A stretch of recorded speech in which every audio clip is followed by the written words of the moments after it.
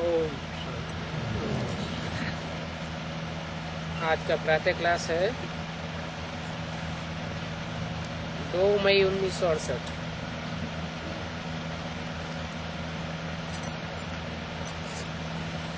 मीठे मीठे रूहानी बच्चे ये तो जानते हैं कि हम बाप के सामने बैठे हैं।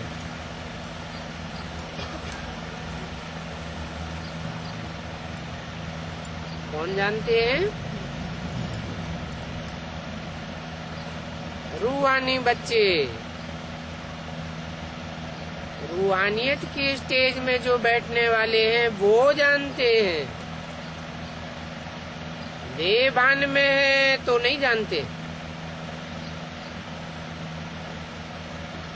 और रूहानी बच्चे जानते हैं वही बाप है, फिर टीचर के रूप में पढ़ाने वाला भी है।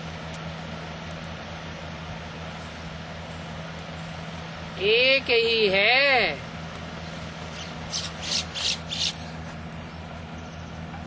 टीचर भी है और बाप भी है। वही पतित पावन सदगति दाता भी है और साथ ले जाने वाला सदगुरु भी है।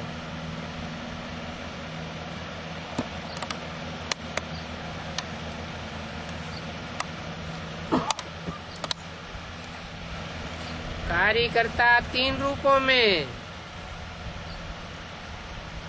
लेकिन करने वाला एक ही है। और रास्ता भी बहुत सहज बताते हैं।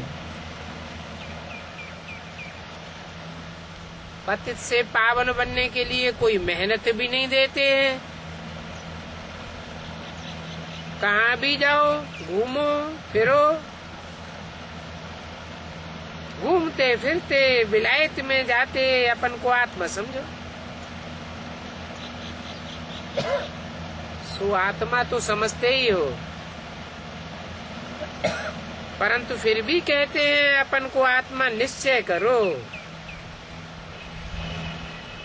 देह अभिमान को छोड़ करके आत्मा अभिमानी बनो।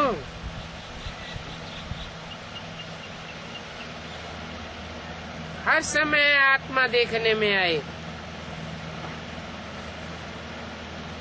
मैं बिंदु रूप आत्मा।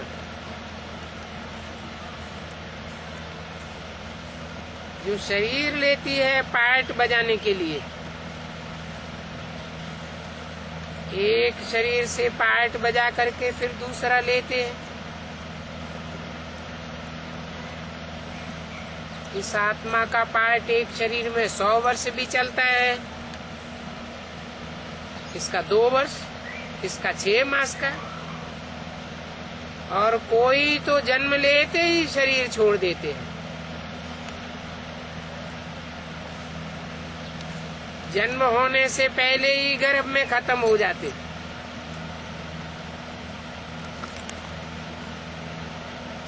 तो समझो शरीर में प्रवेश किया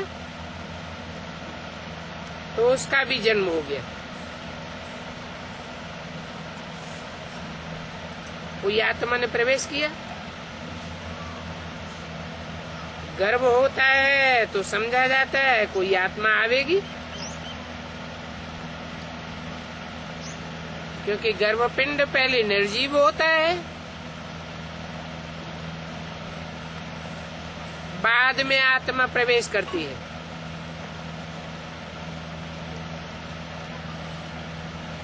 अभी यहाँ के पुनर्जन्म में और सतयुग के पुनर्जन्म में रात दिन का फर्क है। यहाँ तो लेते हैं गर्भ जेल में जन्म, इसको गर्भ जेल कहा जाता है। और सतयुग में गर्भ जेल होता नहीं है, क्योंकि वहाँ पैदाइश विख की नहीं है।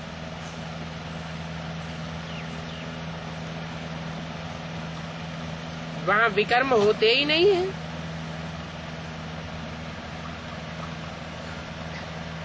कर्म इंद्रियों से कोई विकर्म नहीं होता।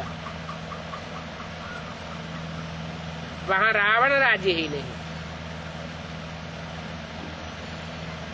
बाप सभी बातें समझाते हैं। साधु संत आदि तो कुछ भी नहीं जानते, और न कोई शास्त्रों में है। ये ज्ञान कोई भी शास्त्रों में नहीं है। मनुष्य तो शास्त्रों की आज्ञा अनुसार यज्ञ तप दान पुण्य आदि करते हैं, परंतु वो तो सभी भक्ति मार्ग के हैं। और शास्त्र शुरू होते हैं द्वापर से, जब द्वैतवाद शुरू होता है। एक की मत न मिले दूसरे से। सतयुग त्रेता में शास्त्रों का नाम निशान भी नहीं है। ये शास्त्र तो है ही भक्ति मार्ग के लिए। बाप ने समझाया है भक्ति मार्ग इतना बड़ा है जितना बीज का झाड़ बड़ा होता है।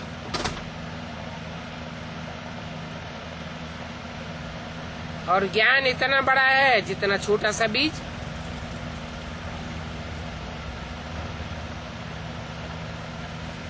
भक्ति इतनी बड़ी है जितना झाड़। तो देखो कितना फर्क हो जाता है। ये बातें शास्त्रों में नहीं है। वेद का बाप बैठे शरीर द्वारा समझाते हैं, और इस शरीर की आत्मा भी सुनती है।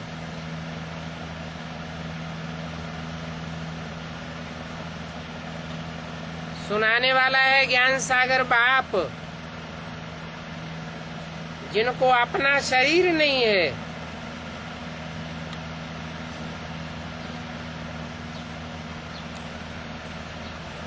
वो सदा शिव कहलाते हैं।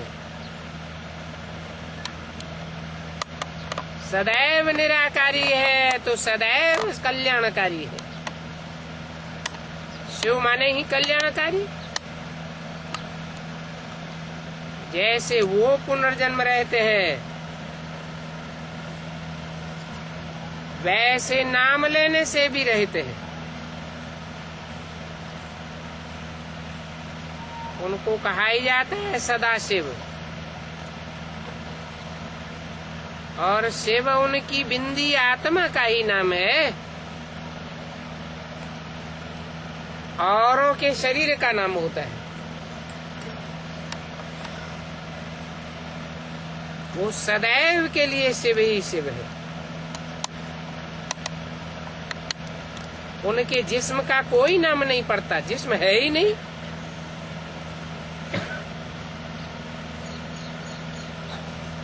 इसमें प्रवेश करते हैं तो भी इनके जिस्म का नाम उन पर नहीं आता। किनके जिस्म का नाम उन पर नहीं आता? न ब्रह्मा के जिस्म का नाम उन पर आता है,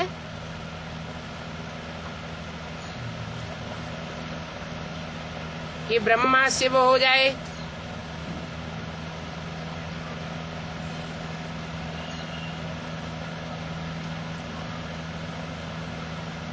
हाँ, शंकर के साथ शिव का नाम जोड़ा जाता है।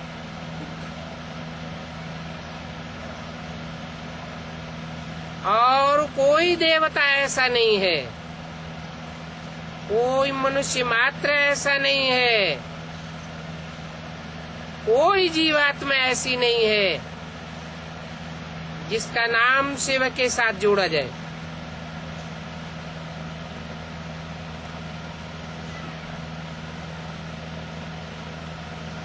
फिर कहते हैं शिव शंकर भोलानाथ। शिव ब्रह्मा या शिव विष्णु नहीं कहा जाता।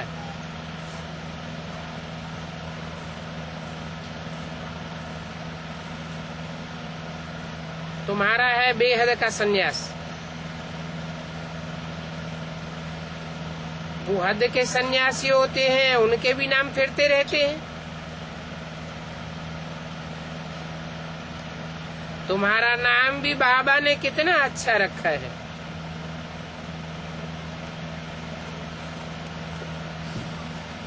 ड्रामा अनुसार जिनको जो नाम दिए वो गायब हो गए।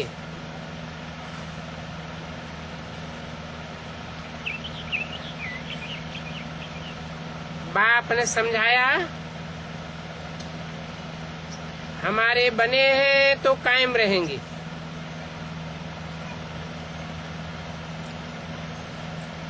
फारकती व डाइवोर्स नहीं देंगे।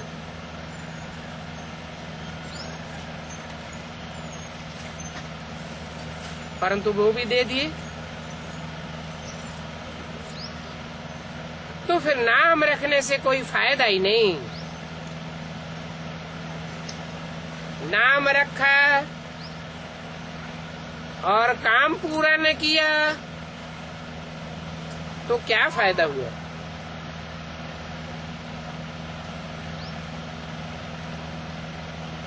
सन्यासी आते हैं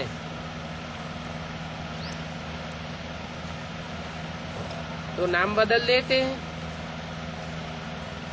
फिर वो पुराना नाम ही चलता रहता है।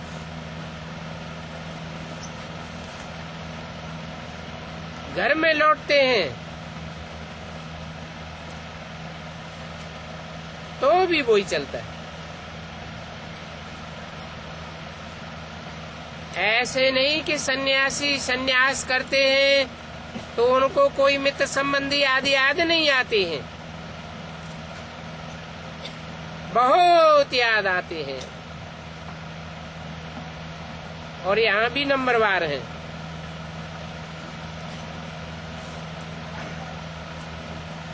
और कोई तो ऐसे हैं कि मित्र संबंधी आदि बिल्कुल ही याद नहीं रहते।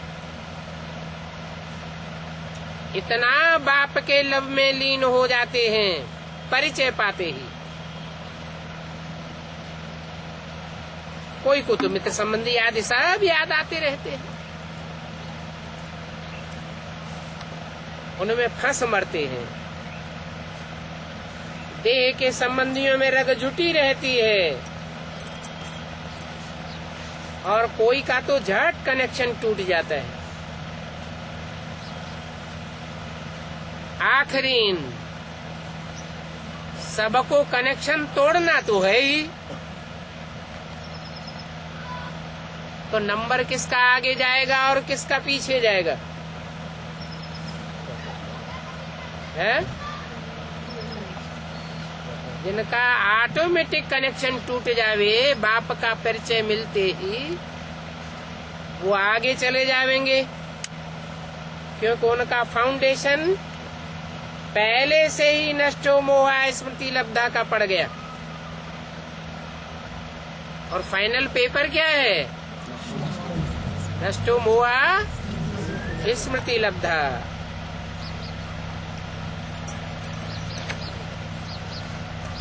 जब तोड़ना तो है ही, और बाप ने भी बताया है कि अभी सबको वापस जाना है। जहाँ वापस जाना है उस घर में क्या संबंध रह जाएगा? कोई संबंध रह जाएंगे? आत्मा आत्मा, भाई भाई, परमपिता परमात्मा एक बाप, ये भी पहचान यहाँ होती है।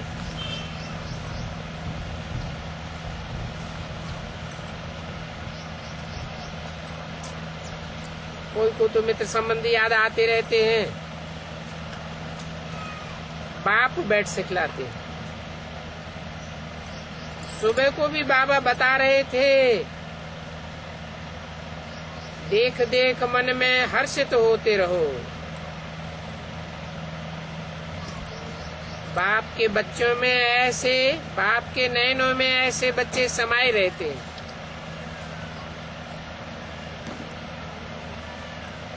क्योंकि बाप को ऐसे बच्चों को देख के सुख होता है,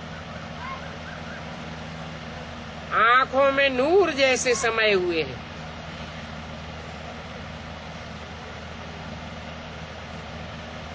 ये बच्चे मेरी आंखों के नूर है ना। कौन?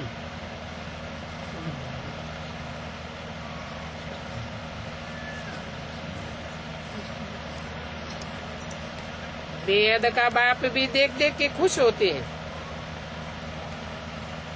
लौकिक बाप भी अपने अच्छे बच्चों को देख करके खुश होता है, क्योंकि कोई तो बहुत अच्छे बच्चे होते हैं, कोई फिर नाफरमान बरदार होते हैं, बेईमान होते हैं, तो बाप इतना खुश नहीं होते हैं। कहते हैं ऐसा बच्चा तो न जन्मा होता तो अच्छा था, नाहक पैदा हुआ।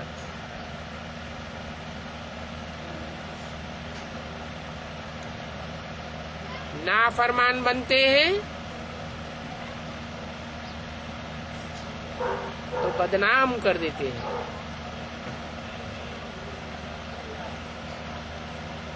ये बाप सर्वसेवल सपूत बच्चों को देख करके हर्षित होते हैं। कोई तो नाम बदनाम करते हैं,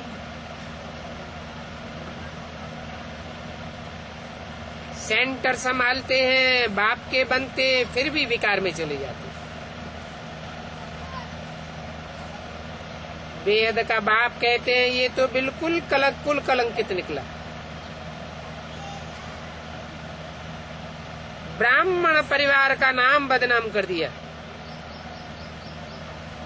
बच्चों को समझाते रहते हैं कोई के भी नाम रूप में नहीं फंसना है, ऐसों को सेमी कुल कलंकित कहा जाता है। सेमी से फिर फाइनल भी हो जाते हैं। खुद लिखते हैं बाबा हम गिर गए, हमने काला मुंह कर दिया, माया ने धोखा दे दिया। माया के तूफान बहुत आते हैं। बाप कहते हैं ये काम कटारी चलाई, ये भी तुमने एक दूसरे को दुख दिया। 2:5:68 की वाणी का दूसरा पेज। इसलिए बाप एक एक से प्रतिज्ञा कराते हैं। पहले बहुतों ने खून से लिख करके प्रतिज्ञा दी,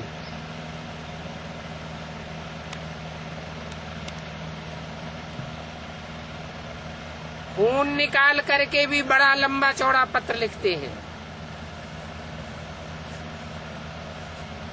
तो ये जैसे कि एग्रीमेंट हो जाती है। आज वह बच्चे हैं नहीं,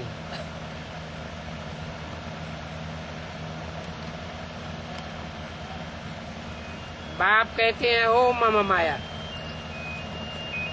तुम बड़ी जबरदस्त हो,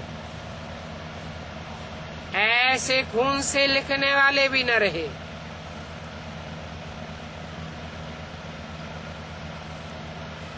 ऐसे बच्चे जो खून से लिख कर देते तुम उनको भी खा जाती हो। जैसे बाप समर्थ है, माया भी समर्थ है। बाप सर्वशक्तिवान है तो माया भी सर्वशक्तिवान बन जाती है।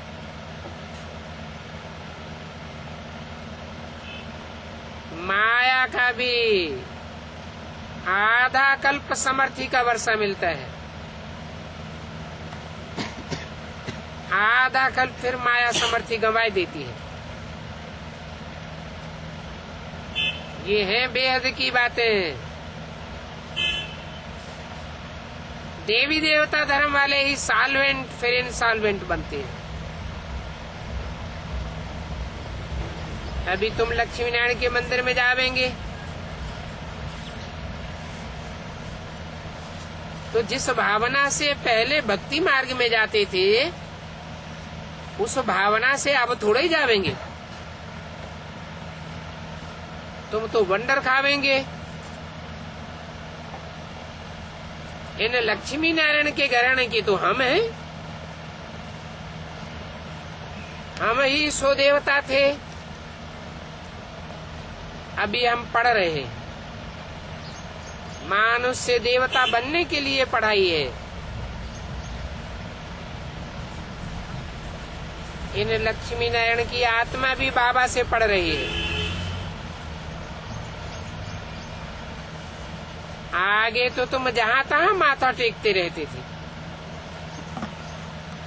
अभी तो तुमको ज्ञान आ गया है। हर एक के 84 जन्मों की बायोग्राफी को तुम जानते हो।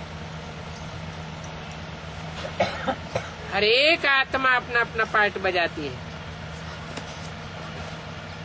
बाप कहते हैं, बच्चे संगम युग में सदैव हर्षित मुखपने का वर्षा लेते रहो। कभी दुखी हो जाते हैं तो समझो हमने दुखी जन्मों की शूटिंग कर दी।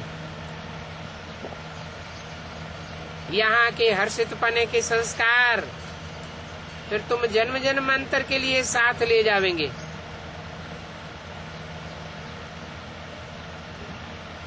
तुम जानते हो कि अभी हम क्या बन रहे हैं। बेहद का बाप हमको ये वर्षा दे रहे हैं, और तो कोई भी ये वर्षा दे न सके। मानुष से देवता एक भी मनुष्य नहीं जिनको ये पता हो कि ये लक्ष्मी नारायण कहाँ गए। समझते हैं जहां से आए वहां चले गए। अभी बाप कहते हैं अपनी बुद्धि से जज करो। भक्ति मार्ग में भी तुमने वेद शास्त्र ग्रंथ आदि पढ़े। अभी मैं तुमको ये ज्ञान सुनाता हूँ तो तुम जज करो कि शास्त्रों की वो भक्ति मार्ग की बातें राइट हैं या हम राइट हो।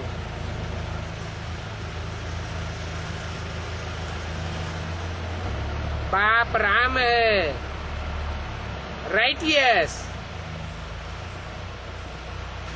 और रावण दुश्मन है, अनराइटियस। रावण के कारण भारत आज अनराइटियस बना है।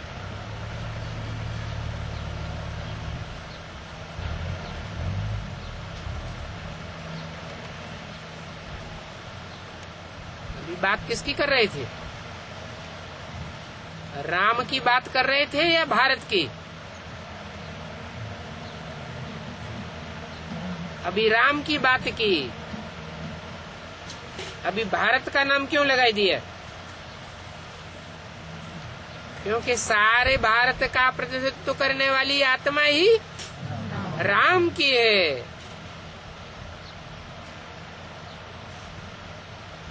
भारत के कारण फिर सारी दुनिया अनराइटियस बन गई। और भारत किसके कारण अनराइटियस बना? रावण के कारण।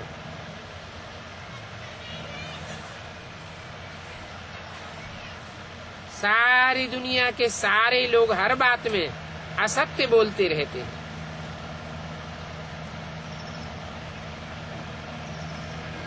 ज्ञान की बातों के लिए कहा जाता है सत्य और असत्य। तुम समझते हो पहले हम भी असत्य बोलते थे। दान पुण्य आदि कुछ भी करते थे, पाप आत्माओं का पाप आत्माओं से ही लेन देन था। ये दान पुण्य आदि करते सीढ़ी नीचे ही उतरते चले आए। भाव स्वभाव संस्कार नीचे ही गिरते गए।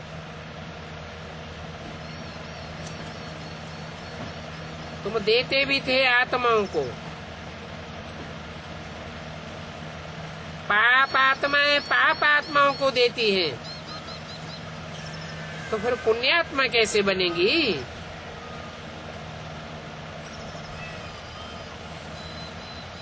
वहां नई दुनिया में तो पाप आत्माओं की लेन देन ही नहीं होती। पाप आत्माएं होती नहीं।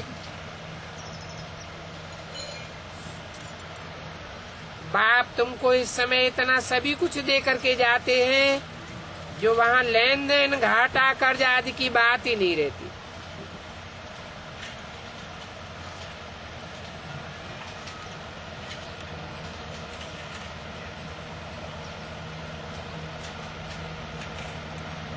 कहाँ की बात बताई?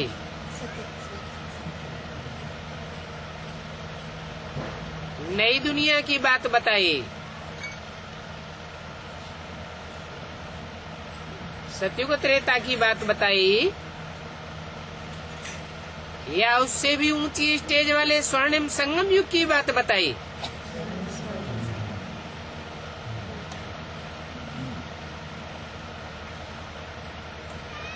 यहाँ तो लाखों रुपए का कर्जा मनुष्य लेते हैं। इस रावण राज्य में मनुष्य को कदम कदम पर दुख देखो कितने हैं। अभी तुम संगम युग पर हो, तुम्हारे तो एक एक कदम में पदम भरे हुए हैं। ये देवताएं पदमपति कैसे बने ये किसी को पता नहीं है। स्वर्ग तो जरूर था ना, निशानियां तो हैं, बाकी उन निशानियों का ज्ञान ही नहीं है कि राज्य इन्होंने कैसे लिया। वहां भी ये पता नहीं रहता है कि कौन से कर्म किए अगले जन्म में, जो हम सतयुग में ऐसे देवता बने। वो तो है ही नहीं सृष्टि, उसको कहा जाता है सुखधाम। दुख की बात ही नहीं। 5000 वर्ष पहले की बात है। तुम पढ़ाई ही पढ़ते हो सुख के लिए,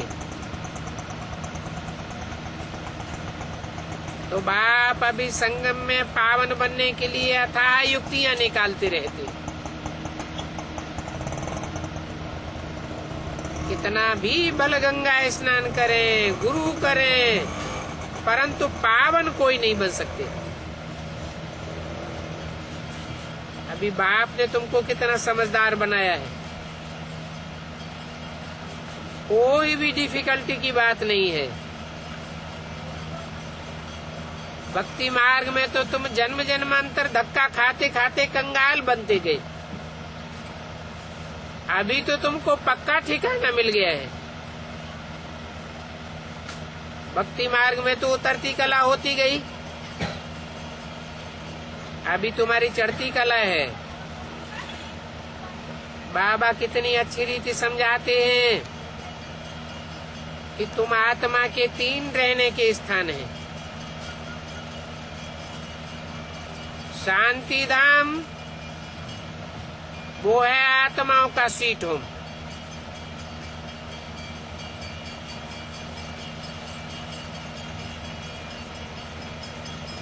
जैसे विलायत से आते हैं तो समझे कि हम स्वीट होम जाते हैं, और तुम्हारा तो स्वीट होम है शांति धाम। बाप भी शांति का सागर है,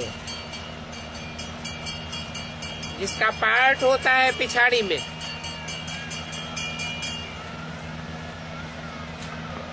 तो बाप कितना समय शांति में रहते होंगे।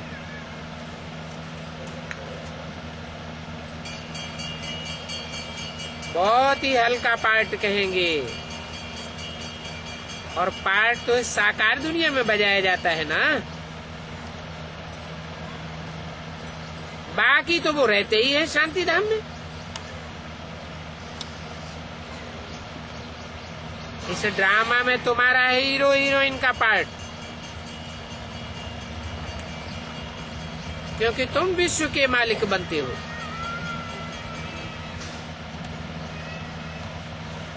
ये नशा कब और कोई में हो नहीं सकता सिवाय तुम्हारे। और कोई की तकदीर में ही स्वर्ग के सुख नहीं है। ये सुख तो तुम बच्चों को मिलते हैं। जिन बच्चों को बाप देखते हैं, तो बाबा कहते हैं तुम बच्चों की तो धारणा पक्की हो गई है हे बाबा तुम्ही से बोलूं, तुम्ही से बात करूं, और कोई से हमें बात करना भी अच्छा नहीं लगता। बाप भी कहते हैं तुम बच्चों को देख करके मैं बहुत हर्षित होता हूँ। हम 5000 वर्ष के बाद आया हूँ, बच्चों को दुखधाम से सुखधाम ले जाता हूँ, क्योंकि काम चिच्छा पर चढ़ करके बच्चे जल करके भस्म हो गए। अभी जा करके उनको कब्र से निकालना है। आत्माएं तो इस दुनिया में सभी हाजिर है ना, उनको पावन बनाना है। भक्ति मार्ग के गुरु लोग तो बाप को जानते ही नहीं है।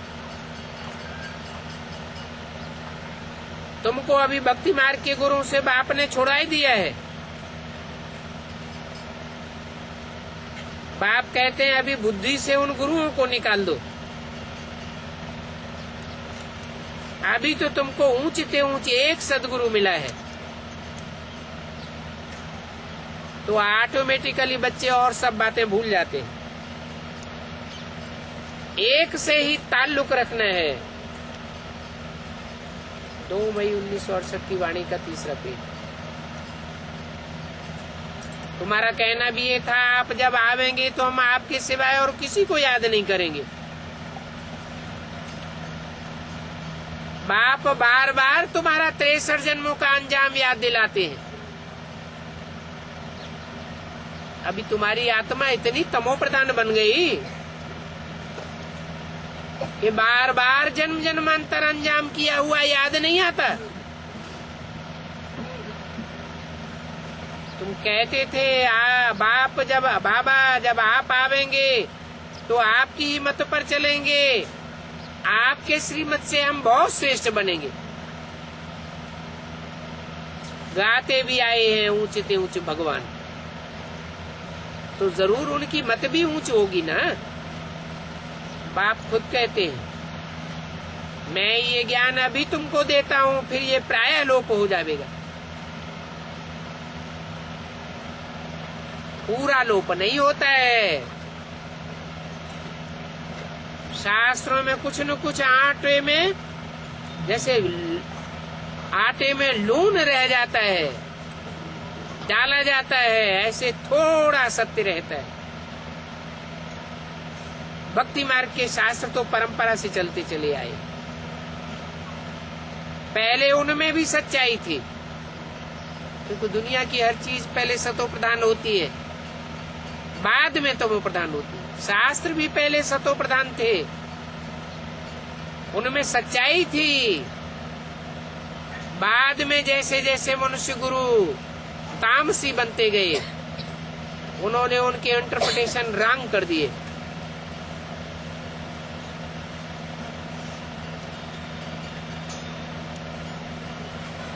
कहते हैं रावण भी परंपरा से चलता चला आ रहा है। हाँ, क्यों नहीं? जब से शास्त्र बने तब से रावण भी बना। शास्त्र तो अनेक मनुष्यों ने बनाए हैं,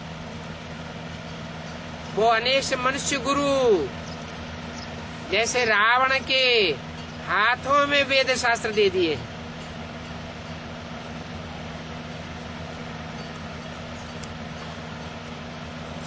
उन मनुष्यों से पूछो रावण कब से जलाते चले आए हो,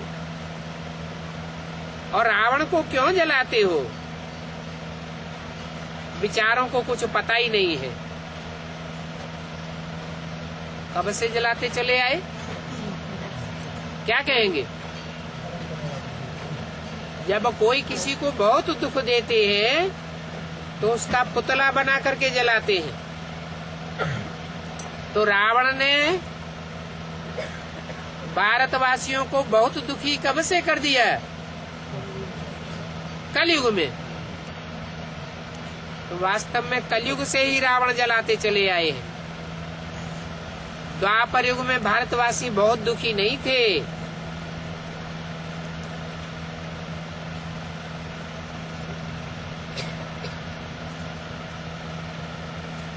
अर्थ न समझने के कारण कितना साधमाना आदि करते रहते।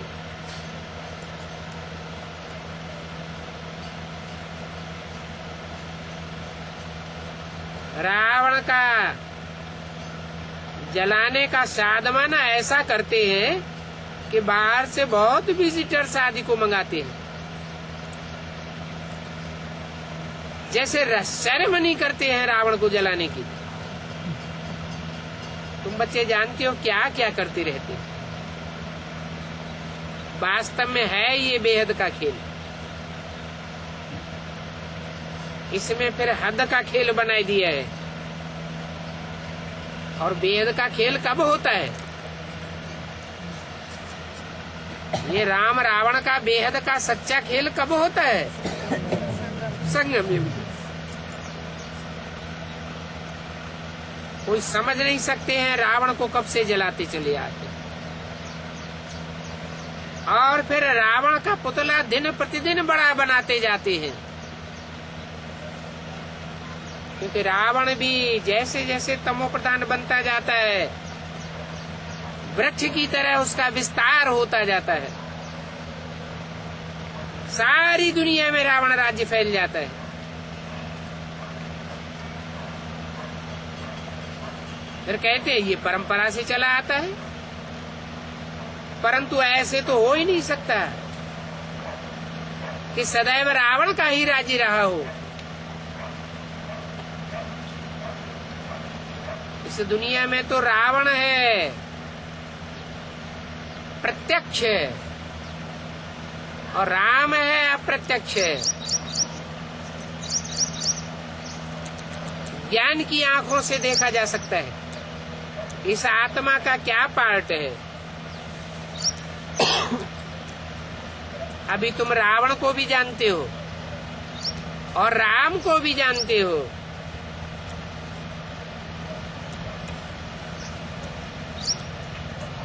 आखिर रावण को कब तक जलाते रहेंगे?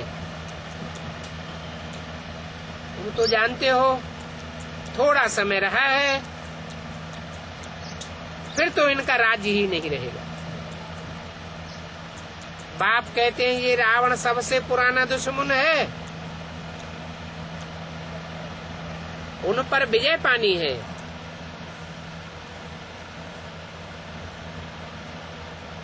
मनुष्यों की बुद्धि में तो क्या क्या बातें भरी पड़ी, और वो बातें भी ड्रामा में नूद हैं। सेकंड बाय सेकंड जो निकलता चला आया है, उसको 4900 वर्ष हो गए पार्ट में चलते चलते। तुम चाहो तो तिथि तारीख हिसाब किताब निकाल सकते हो, कितना घंटा, कितने वर्ष, कितने मास हमारा पार्ट कहाँ चलता है।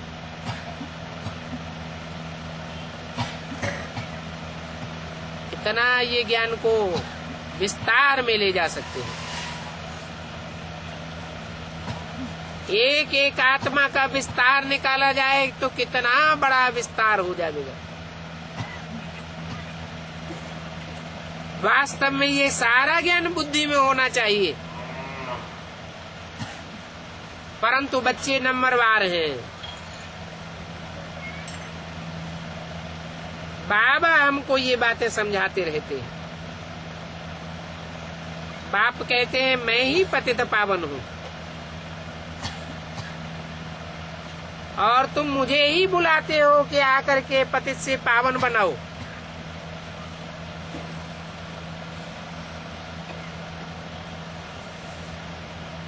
ऐसे नहीं कहते हो कि हे बाबा ब्रह्मा के तन में आओ और ज्ञान सुनाकर चले जाओ। नहीं, क्या कहते हैं भक्ति मार्ग में? हे पतित पावन आओ और आकर के हमको पावन बना करके जाओ।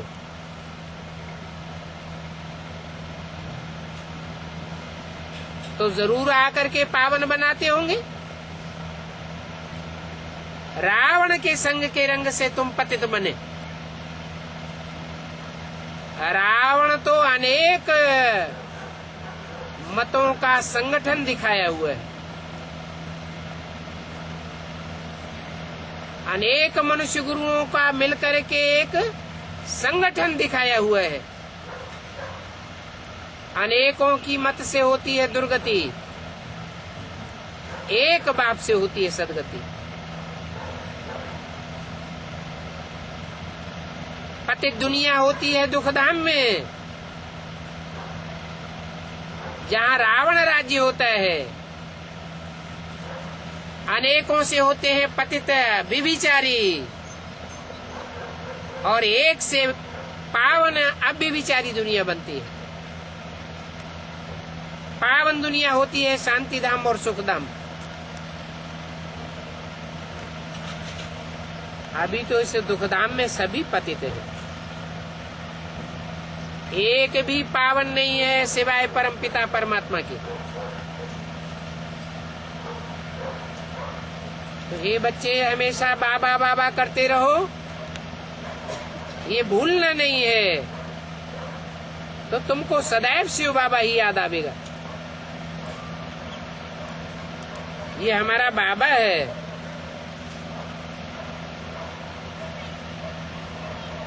पहले पहले ये हमारा बाबा है, और ये बेहद का बाबा है ना।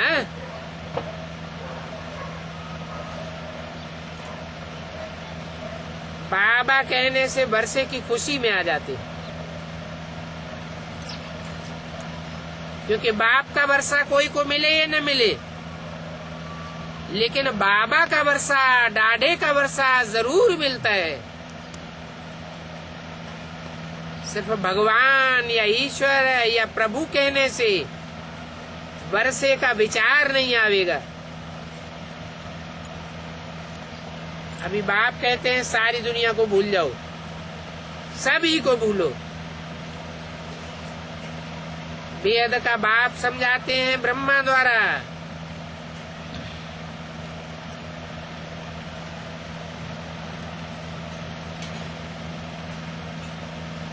कौन से ब्रह्मा द्वारा समझाते हैं? सुनाते भी हैं, फिर समझाते भी हैं, फिर प्रैक्टिकल कर्म भी कराते हैं। ये उनका रथ है। उन रथ के द्वारा कहते हैं मैं तुमको ये बताता हूँ, फिर ये बनाता हूँ। इस बैज में सारा ज्ञान भरा हुआ है।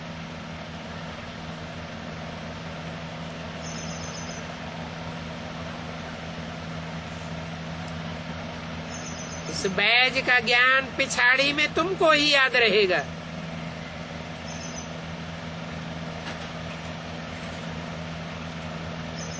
क्योंकि तुम त्रिमूर्ति शिव को याद करने की प्रैक्टिस पक्की करते हो।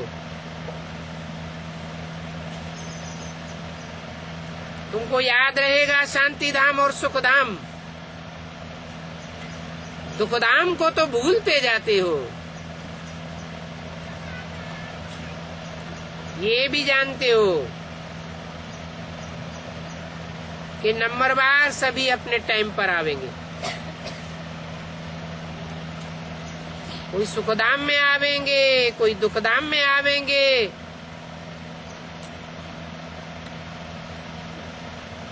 दुखधाम में आने वाले इस्लामी, बौद्धी, क्रिश्चियन आदि कितने ढेर हैं, कितनी संख्या है उनकी।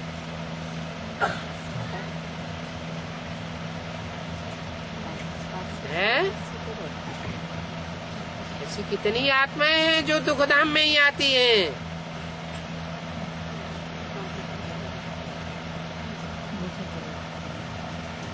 दस करोड़ देवात्माओं को छोड़ करके बाकी सब दुखधाम में ही आते हैं। भले एक जन्म उनको भी सुख की अनुभूति होती है, बाकी के जन्मों में तो दुख ही दुख।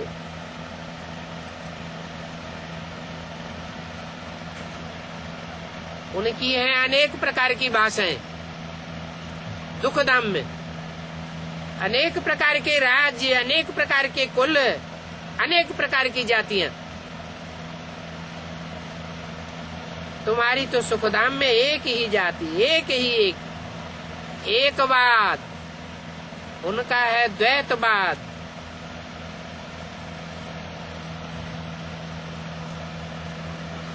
पहले एक ही धर्म था,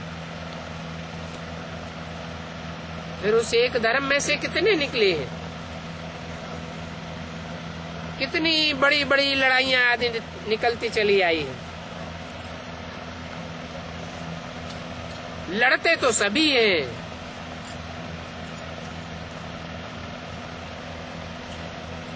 देवता धर्म के भी द्वापर युग में आकर के लड़ते हैं कि तो द्वैतवाद में आ जाते।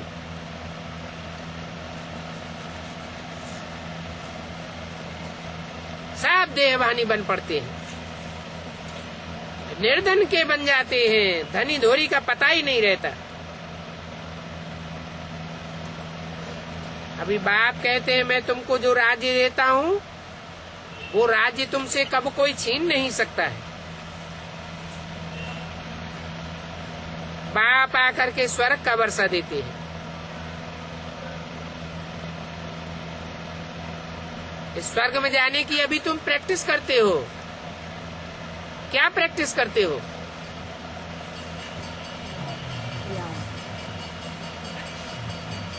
स्वर्ग में कौन जावेंगे? जो स्वयं स्थिति में स्थित रहेंगे सो स्वर्ग में जावेंगे। पर चिंतन करते रहेंगे तो स्वर्ग से दूर होते जावेंगे।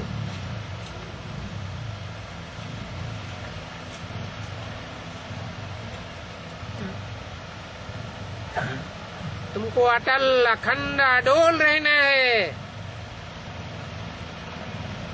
माया के तूफान तो जरूर आवेंगे।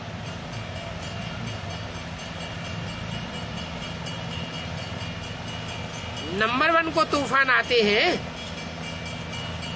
या नहीं आते हैं? नंबर 1 को भी तूफान आते हैं। पहले पहले जो आगे होगा उसको 7 प्रकार के अनुभव होंगे।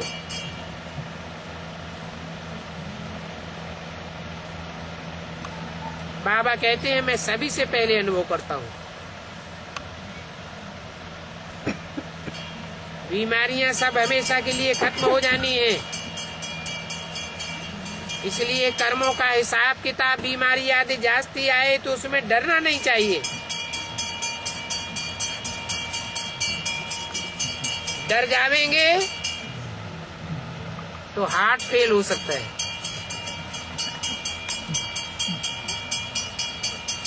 ये पिछाड़ी की बीमारियां हैं, सतयुग में तो ये फिर होंगी नहीं। अभी सभी उथल पथल खावेंगे। माया ऐसी हड़खड़ है जो बूढ़ों को भी जवान बनाई देती है।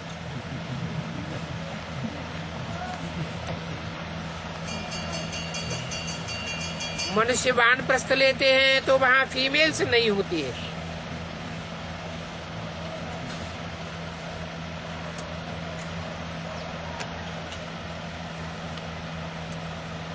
आजकल तो फीमेल्स भी संन्यास ले लेती है। पहले मनुष्य सन्यासी ही जंगल में जाते थे, वहां फीमेल्स नहीं होती थी और सन्यासी भी और कोई तरफ देखते भी नहीं थे। भिक्षा ली और चले। आगे तो बिल्कुल स्त्री तरफ देखते ही नहीं थे। समझते थे देखने से जरूर बुद्धि में आवेगा। आंखों से जो देखते हैं सो याद जरूर आता है। भाई बहन के संबंध में भी बाबा देखते हैं बुद्धि जाती है, इसलिए बाबा कहते हैं भाई भाई देखो। शरीर का नाम भी नहीं लो। ये आत्मा आत्मा भाई भाई समझना बड़ी ऊंची मंजिल है। इस बड़ी ऊंची मंजिल पर एकदम चोटी पर जाना है। ऊंची से ऊंची चोटी का नाम क्या रखा है?